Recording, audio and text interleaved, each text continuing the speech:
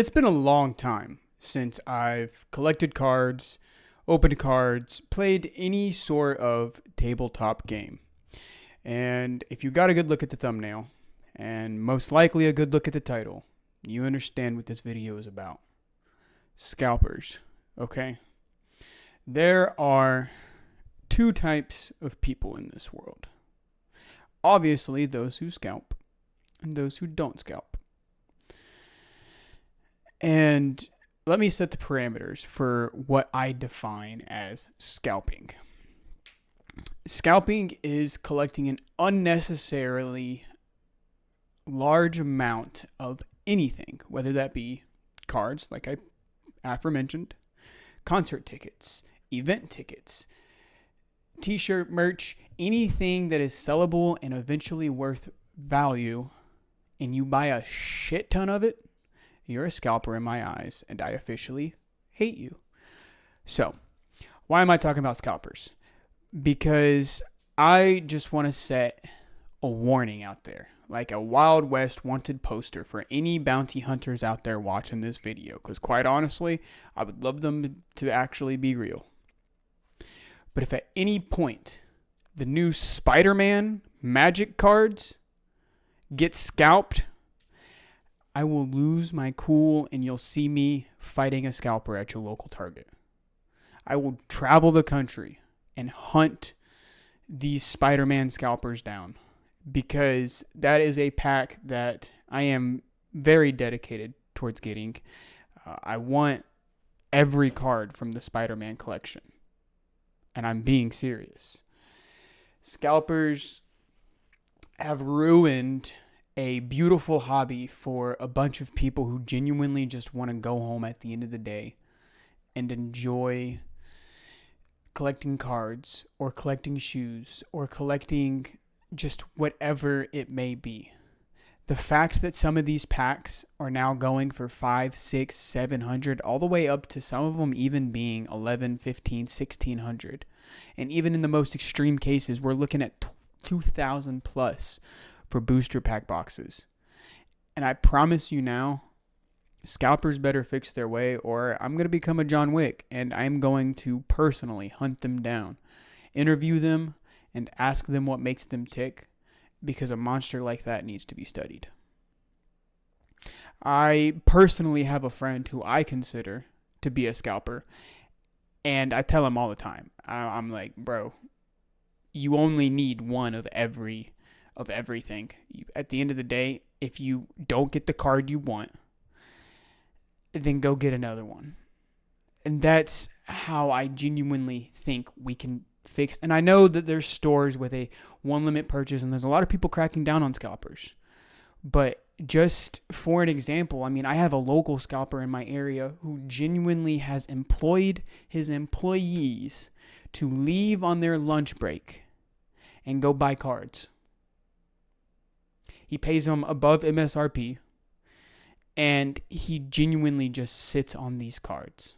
He'll collect them and put them into a back room, and then, whenever the scalping price is up to $500, $600, $700 for whatever tin he has, he'll start selling. And he's notorious in our area. He's actually the first scalper that I'm going to try to hunt down and interview and truly ask why he does it. Because it's disgusting. And quite frankly, it is not something that should be allowed. Like, I wish we all had like a little chip in our brains that when we go to start scalping something, it just shocks the shit out of us. Because I think it would be healthy.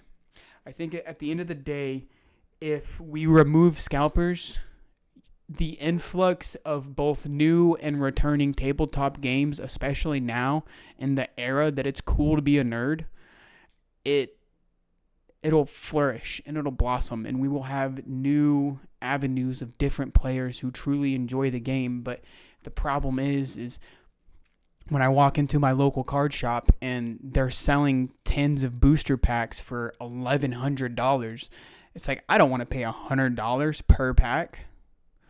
And even at that point, you're paying $110 per pack because there's only usually 10 in a booster. And it's like, at what point does that start to make sense? They send them in for $50, $60, $70 a booster pack. You know, they send them in cheap as hell, and then all of a sudden they're all gone, and people think it's okay to set it to $500, $600, $700. Like, if scalpers would just, you know, make $20, $30 off their purchase, I would be slightly more okay with it. But the fact that the word greed has overtaken our society and our community, and greed is everywhere, it has made the scalping problem, I believe, just this much worse. You know, like just so much worse than it ever needed to be. And it's very troubling. It is actually what kicked me out of playing Magic the Gathering the first time, because I wanted cool ass cards, and I wanted the cards that had special, crossovers with different pieces of media that I enjoyed. And now I can't even go out and breathe on a card without spending $250 plus sometimes. You know, it's crazy to me that people will still buy from scalpers. That's another thing. Like, if we were able to force these guys to make absolutely $0 off of scalping, hopefully they would soon realize and stop. But there's always that certain group of people that will buy from a scalper, that will pay the $200, that will pay the $500, that will pay the $1,000. It's those people that are fueling the scalpers. It's that one, even if it's that one person that will spend $600 on a booster pack, it is still enough. Like, don't get me wrong. Okay, just recently there was the Magic the Gathering One Above All ring, you know, and Post Malone bought it for like the tune of like $2 million. To me, that was unnecessary. Okay, I get it. It's a one-of-one card. It adds a lot of value, and if Post Malone is willing to buy that card for $2 million, then go ahead. But in my opinion, cards should have never been able to go for that high in the first place. When Logan Paul bought, or Jake Paul, whichever one of the Paul brothers decided to buy Pokemon cards and put a $1.5 million price point on one of them, whenever that happened, I truly believe that was the downfall of the card gaming community as a whole. Because as soon as Pokemon Scalper started, Magic the Gathering was soon to follow. And now I'm pretty sure the new One Piece game is eventually going to start getting scalped too.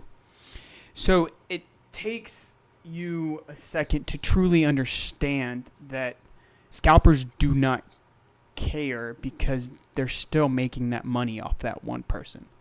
For example, that one person was the Paul brother that bought the card. That one person was Post Malone. And it's like, when they see events like that, when they see a card go for upwards of $1 million, $2 million, it adds fuel to the scalpers' dying hope. That's what it is, that they will ever sell their card. And when it adds fuel, it makes the fire burn as bright as, let's say, Burning Man, you know? And if you haven't heard of Burning Man, they basically, from my understanding, just play music and burn shit and create art in a desert for weeks on end. But that's neither here nor there. Scalping, it's a problem. And if you're a scalper watching this video, repent, because I'm coming for you. Pause. But still, it's disgusting. It's unnecessary, and quite frankly, it makes my stomach hurt. And now, if you've made it this far into the video, you have the pleasure of meeting Duff. He just came in, said hi. Look at my orange kitty. He's the best. Yeah, it's okay. Let me actually hold you. But yeah, this is Duff. My pit bull is Star, if you've seen her on stream. But yeah, that's pretty much all I had to say. I wanted to get on here and just rant about scalpers, because I went to a card shop today and the prices that I saw were astronomical and, quite frankly, just too much for anybody to pay.